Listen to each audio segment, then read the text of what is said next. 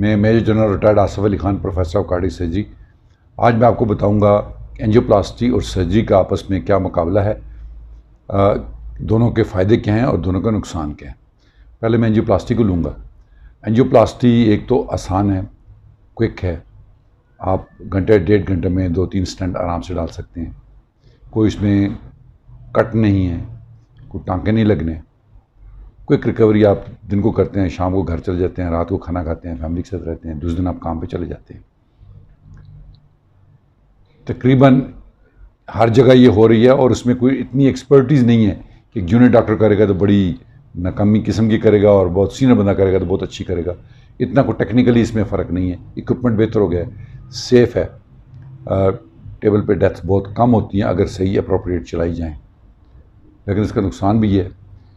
एक तो ये फॉरेन बॉडी है पड़ी हुई है अंदर, ये पड़ी रहती है, जब एक दफ़ा डिप्लाई कर लें आप इसको निकाल नहीं सकते।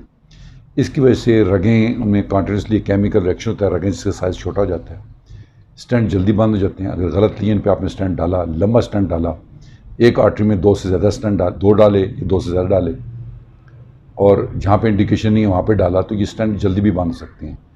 अब कितना असर चलते हैं, सही जगह पे लगा हुआ हो, सही स्टेंट लगा हुआ हो, इसकी अपनी इंडिकेशन के मुताबिक लगा हो, तो ये चंद साल चलते हैं। बट अल्टीमेटली इन्होंने क्लोज होना होता है, डाउन होना होता है। शुगर वाले मरीज़ हैं तो उनमें ये जल्दी बंद हो जाते हैं। जिस तरह मैंने कहा, लंबा स्टेंट डालेंगे, एक रग में एक से ज़्यादा स्टेंट डालेंगे तो ये जल्दी बंद हो जाएंगे। इनकी एक अपनी इंडिकेशन है, गाइडलाइंस हैं कि भाई एंजियोप्लास्टी की क्या क्या इंडिकेशंस हैं। अगर आप उन गाइडलाइंस को फॉलो करें तो कोई मसला नहीं है। पूरी दुनिया में तकरीबन 90% ऐसे लोग हैं जिनको क्लियर कट इंडिकेशन है इसका बाईपास होना चाहिए या एंजियोप्लास्टी, कोई इसमें कन्फ्यूजन नहीं है। 10% है जो ग्रे हैं जिसमें कहेंगे दोनों ठीक हैं और दोनों ठीक होते हैं, कोई कहेगा एंजियोप्लास्टी, कोई कहेगा सर्जरी। अनफॉर्चुनेटली पाकिस्तान में ये जो ग्रे एरिया ये बहुत ज़्यादा है। कार्डियोलॉजिस्ट कहेंगे एंजियोप्लास्टी कराएं, सर्जरी की कोई ज़रूरत नहीं है। सर्जन कहेंगे जी सर्जरी कराओ, एंजियोप्लास्टी की कोई ज़रूरत नहीं है। अगर आप गाइडलाइंस को फॉलो करें तो फिर इतना बड़ा मसला नहीं है। नंबर 2, सर्जरी का।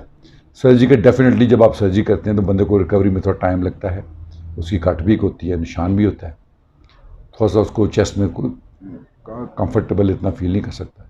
लेकिन जो ग्राफ्ट लगाते हैं आप सर्जरी में, वो बड़ी देर पा होते हैं, वो आपको 25 से 30 साल तक बेनिफिट देते हैं, आपको कोई प्रॉब्लम नहीं होगी। मैं इस तरह कहूँ कि एक एंजियोप्लास्टी के बाद एक चीज़ इसको हम कहती है MACE, major adverse coronary events. MACE आपको एंजियोप्लास्टी के बाद हार्ट अटैक का ख़तरा रहता है, ज़्यादा हार्ट अटैक होते हैं जो ये जल्दी बंद हो जाते हैं, आपको फिर दोबारा इंटरवेंशन करनी पड़ती है, जबकि सर्जरी के बाद ये चीज़ें बहुत कम हैं। सर्जरी की मोर्टेलिटी यानी डेथ रेट थोड़ी सी ज़्यादा है एंजियोप्लास्टी से, लेकिन लॉन्ग टर्म इसके बेनिफिट बहुत ज़्यादा है। इसी तरह मेस का जो एलिमेंट है, जिसको मैंने कहा कि जो एडवर्स इवेंट्स होते हैं आपको, वो सर्जरी के बाद बहुत कम है, री इंटरवेंशन बहुत कम है, लॉन्ग टर्म सर्वाइवल बहुत अच्छी हो जाती है सर्जरी के बाद कंपेयर टू एंजियोप्लास्टी। फिर मैंने कहा कि इन दोनों के अपनी अपनी इंडिकेशंस हैं, दोनों के अपने अपने फ़ायदे हैं, दोनों के अपने अपने नुकसान हैं। इसको टोटली एक ऑनेस्ट किस्म के मुआलजों पे छोड़ दिया जाए कि वो क्या करते हैं क्या नहीं। पूरी दुनिया में एक हार्ट टीम होती है, हर हॉस्पिटल में एक हार्ट टीम होती है। ये इसमें कार्डियोलॉजिस्ट भी होते हैं, कार्डियक सर्जन भी होते हैं, एनेस्थेटिस्ट भी होते हैं। वो फैसला करते हैं हर पेशेंट का कि इसको कौन सा, बाकायदा उसको दलील के साथ साबित करते हैं कि इसको एंजियोप्लास्टी चाहिए या इसको सर्जरी चाहिए। अगर हार्ट टीम एक बैठी हुई है और फैसला करेगी तो तकरीबन 90-95% लोग एक ही उस पर ओपिनियन होंगे, या इसकी एंजियोप्लास्टी करें या वो सर्जरी। प्रॉब्लम ये होती है जबकि कोई कार्डियोलॉजिस्ट बगैर किसी को कंसल्ट किए, बगैर किसी को बताए, बंदे की एंजियोग्राफी की और अपनी डिसीजन पे वो एंजियोप्लास्टी पे शुरू हो गया कैथ लैब में। ये एक गैर अखलाकी काम है, इसको नहीं होना चाहिए। अगर आपने एंजियोप्लास्टी भी करनी है या सर्जरी भी करनी है, जो भी करना है, एक हार्ट टीम है जो डिसाइड करे कि किसको करना है कि नहीं। अपने तय वो नहीं कर सकते। प्राइमरी एंजियोप्लास्टी एक अलग चीज़ है। मैंने कहा ना, जब आपको हार्ट अटैक हो रहा हो और आप 1 घंटे के अंदर अंदर कैथ लैब में पहुँच जाएँ, तो प्राइमरी एंजियोप्लास्टी में आपने मरीज़ की जान बचानी होती है, उसके हार्ट मसल्स को बचाना होते हैं। उस वक्त एंजियोप्लास्टी ही होनी है, सर्जरी उस वक्त उसकी नहीं हो सकती। लेकिन रूटीन केसेस में जहाँ पे एंजियोग्राफी होती है, हार्ट टीम डिसाइड करती है कि क्या इसको कौन सा तरीका। फ़ायदे मैंने आपको दोनों बताए, नुकसान भी मैंने दोनों को बताएं। किसी मज़हब दुनिया में ये कन्फ्यूजन नहीं होती, बट जहाँ थर्ड वर्ल्ड कंट्रीज़ हैं, जहाँ पे कोई कानून का अमल कम होता है, अमल दरामद कम होता है, वहाँ पे हर बंदा उसकी अपनी गाइडलाइंस होती हैं और अपनी गाइडलाइन पे चलता है।